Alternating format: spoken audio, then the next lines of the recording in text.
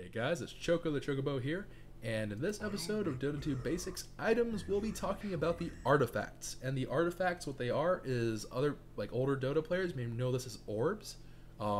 In this game, in this version, Dota 2, it's called a unique attack modifier usually, and there is I don't know, on hit effects, artifacts, whatever you want to call them, but that's what it is. And what it does, or what that kind of means for players, is that these items, whenever you auto attack, will have some kind of on hit effect. So whenever you punch them, shoot them, whatever it may be, they will take an extra effect in terms of the enemy will get some kind of thing applied to them per hit. That could be shredding armor, lifesteal, whatever. So very handy. Going forward, there is two things to know. Well, three things to know, I guess. The first of which is that you should treat every single one of these as exclusive of each other, which means to say that you can't stack them among each other, and I'll talk about the exceptions in a moment here, but basically you can't have a Diffusal and a Scythe of Eyes both using their on-hit effects. It doesn't work that way. So bear that in mind. It does change things up in terms of you can't stack all of them. That said, here are the exceptions. Number one, Sanj, and obviously Yasha, which has no on-hit effect, is not considered to be an orb anymore. It's gone in terms of being an actual attack modifier. Now it just is a passive ability that it activates, so you don't have to worry about that. Number two, the Scotty, the slow, actually stacks on both melee and ranged heroes with any form of lifesteal. So let me rephrase that. You can have both a lifesteal orb as well as the Scotty orb, and they will stack. Those orbs will stack. Obviously they can compound that with other stuff, but that's really helpful to know for you guys, especially if you're used to the idea that Scotty, you only used to stack on ranged heroes, but now it also stacks on melee heroes. Why that is, I don't know. It hasn't been changed in a lot of patches, so I guess they decided to keep it. So a bit something cool to know. And then we have Maelstrom and Mjolnir. These two have chain lightning abilities, and what that will do is that it doesn't really stack, but as you can see in the description there, it basically doesn't do anything until a chain lightning goes out. At that point, the chain lightning will basically override any form of orb you have. So it doesn't really stack, but at the same time it doesn't really hurt you, unless you need every single hit to apply that effect, which you probably don't. So bear that in mind going forward, but let's get right into it and start with Helm of Dominator. So the Helm of Dominator is a lifesteal orb, and what it'll do is it'll give you some health back per hit. Now, the flip side of that is that it's based on how much damage you can do. So if you do no damage in terms of your auto attack, this means nothing to you. If you do a lot of damage on your auto attack, this will mean a lot to you. So that's very helpful. You can read the stats for yourself. But the other side of the Helmet Dominator is the active ability called Dominate. It lets you take over any non-hero, non-ancient creep. So the ancients again are here and here. And you obviously can't take over Roshan because that would be ridiculous. And you can't take over the carts either because they're considered mechanical and retarded, and we don't talk about them. So you see the siege creep here. Doesn't apply to these guys. That said, you do get a little bit of something cool here that you can go to neutral camp, and I have a neutrals video. You can go find it in my channel. Basically, you can take over one of these guys, and you can take their abilities, and you can kind of control them on the field, and they'll work for you like you're an enchantress using enchant or a Chen using persuasion. So that can be very, very helpful, guys. Probably at the beginning you won't do it very often, and in a lot of public matches you won't see them use the Helmet Dominator, which is a little bit of a waste, but people do it, and what can you do? So bear that in mind. Now, Helmet Dominator can be upgraded to the Satanic. The Satanic adds the Reaver into its recipe cost, and it basically what it does is it soups up your Helmet Dominator into this beastly lifesteal item. You can see the stats are massively increased. But in addition to that, you have an active ability called Unholy Rage. What this does is that for the duration of Satanic, where you start glowing red like this, you actually, on hit, will start lifestealing a lot more. And I believe that is 175 in addition to 25, so you basically have a 200% lifesteal. It is beastly. I mean, it is huge.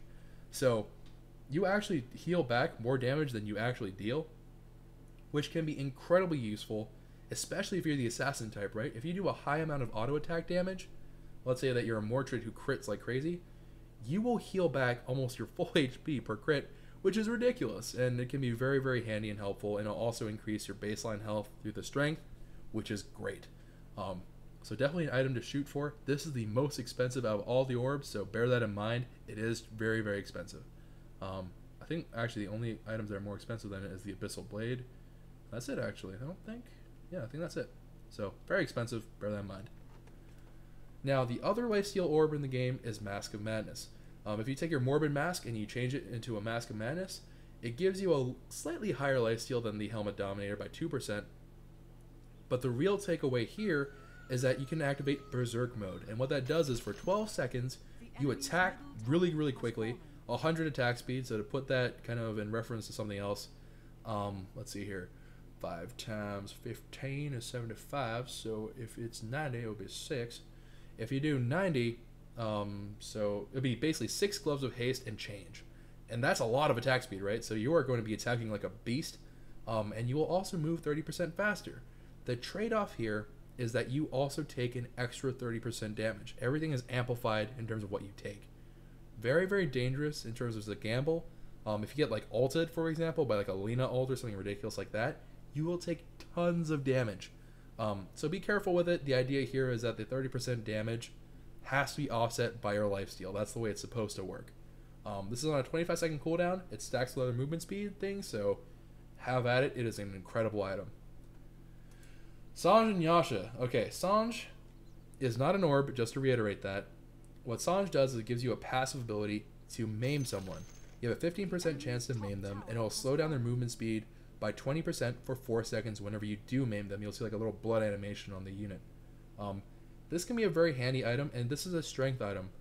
Now, this item is normally paired with the Yasha, which is a 16 agility, 15 attack speed, blah, blah, blah, and made into a Sange and Yasha, which is down here. And they just automatically combine, and they give you this 15% maim chance, which is the same exact thing, but a 30% slow instead.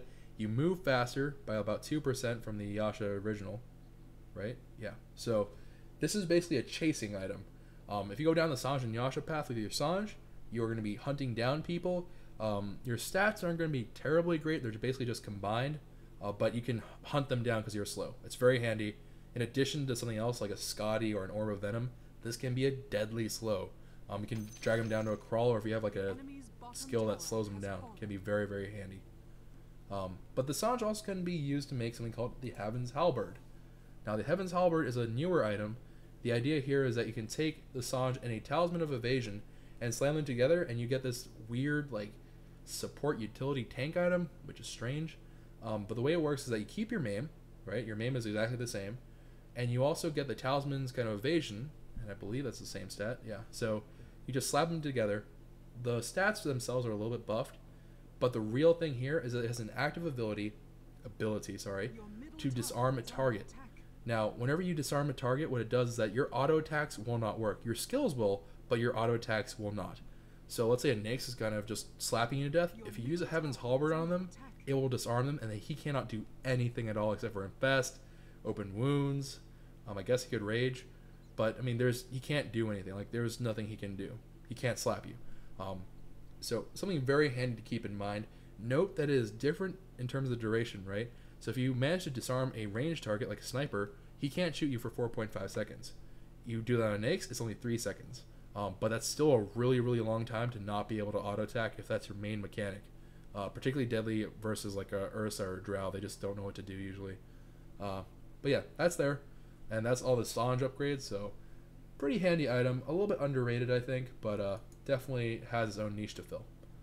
Alright, the Maelstrom. The Maelstrom is a weird attack modifier in that, you know, it's designed to kind of give you both attack damage and attack speed. That's the idea here. In addition, it gives you the ability to wave clear in terms of pressing creeps out if you are a single attack hero while having this orb effects kind of, not the orb effect, but the actual stats of the item. By letting out this little chain lightning, you're able to kill creeps pretty quickly because it's 120 damage and you have a 25% chance to actually release the actual chain lightning ability. That said, this can be a little bit weird to get. It's really handy if you attack quickly because you have more chances to have the lightning go out. But the damage itself isn't really anything to write home about. So, I mean, that's my opinion. Some people will vehemently disagree, but I don't think it's really worth it in terms of looking at it as a straight, oh, the chain lightning is amazing, because it's really not. Whenever you upgrade to Mjolnir, that changes a little bit, right? So you still have a 25% chance to actually have the chain lightning go off, but it's 160 chain damage, But look at that attack speed increase, and that's because of the Hyperstone that's part of the recipe here. And what this will do, I have my courier deliver it to me. But basically, what the Mjolnir does is that it lets you create a chain lightning shield or static charge, and what the shield will actually do is it'll shock enemy units that are around you. So as you can see here, I'm just kind of walking around. You see them getting shocked, and how it like randomly shocks them. I'm going to open the combat log. You can see here they're taking a fair bit of damage. Now this is when it changes, because suddenly you're not only, because I don't think I punched him at all, or derp. Yeah, so I didn't punch him at all in that fight, and the Mjolnir itself was reflecting 200 damage with the static charge buff. So very, very handy, very underrated, and because that stacks with your chain lightning, this can turn into a very lethal combination. With the attack speed, you are going to be ripping through health pretty quickly. That said, the cooldown's not too bad, the mana's not too bad, and the duration is kind of meh, so-so, you know. You can see here, it's running down a little bit. And you can see the actual like description for it. There's a 20% chance that the lightning will strike the attacker and 2 other nearby enemies. So between that, chain lightning, it's pretty handy. And let's see how long this actually lasts for, because I don't actually know that number off the top of my head. I think it's like here. Okay, so that ends at about 15. So that's about, it lasts about 20 seconds. Not bad at all. Pretty strong. So something to keep in mind. Diffusal Blade. Diffusal Blade is a really, really cool item, and I still don't understand why I did not have them ship it. Come here, buddy. Alright. The way Diffusal Blade works is that it is a mana burn item, so think Anti-Mage's mana break. Think about the Necronomicon dudes who have mana break themselves.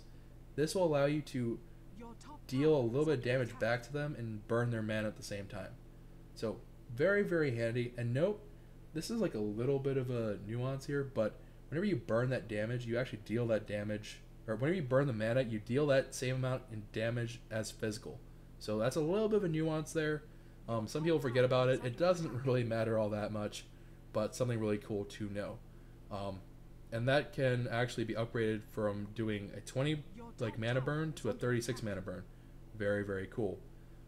Which means that it's upgradable. So think about the Dagon. You buy this once, then once you buy the recipe again, you get the upgraded Diffusal Blade. Now, before I get too carried away, this feedback ability, the mana breaking, or whatever you want to call it, that's very handy for destroying their mana. If they have 0 mana, though, it will do no extra damage. Also, the Diffusal Blade has these 8 charges here, right? Those 8 charges, what they do is that they give you the ability to purge. So, I'm going to make these guys chase me. Whenever you purge, units move really, really slowly. Now, granted, I think he just kind of went full retard there. Let's see. Come here, cactus. Chase me. Okay, well, this guy just doesn't want to move. I don't know why that is, but they will move down really, really slowly. And it'll also, if it's a summon unit, it's pretty much an instant kill on a summon unit. So I'm thinking mostly about Warlock's Golem right now. If you have a Diffusal Blade and there's a Golem on the field, you can instantly kill it by purging it. It can also remove buffs, and I think it also removes debuffs, if I'm not mistaken, but they might have changed that actually. It might just be for casting an enemy, so it'll remove buffs. It'll slow them down by a lot, and if it's a summon unit, again, it'll do damage. But that purge is huge in terms of team fights, for chasing people down, for slowing them down, disengaging.